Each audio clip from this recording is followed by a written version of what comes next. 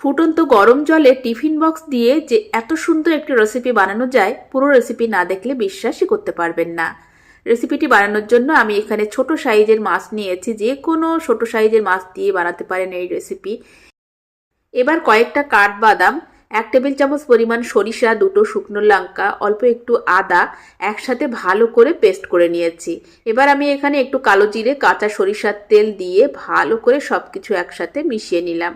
দারুণ স্বাদের এই রেসিপিটা আপনারা অবশ্যই একবার ট্রাই করবেন। এরপর মশলাটা রেডি করে দিয়ে দিচ্ছি ছোট মাছ। ছোট মাছ দিয়ে এবার এপিট ওপিট করে একটু নাড়াচাড়া করে আমি দিয়ে দেব স্টিমে। আর সবশেষে কয়েকটা কাঁচা লঙ্কা আর ধনিয়া পাতা কুচি দিয়ে দিলাম। মোটামুটি 10 মিনিটের মতো স্টিমে রেখে দেব। এরপর রেডি হয়ে যাবে আমাদের মুখরোচক ভীষণ সুস্বাদু ছোট মাছের ভর্তা। একবার বানিয়ে দেখবেন, পুরো প্লেটের ভাত খেয়ে ফেলতে পারবেন। ভালো লাগলে লাইক করবেন, শেয়ার করবেন, চ্যানেলটিকে সাবস্ক্রাইব করে রাখবেন।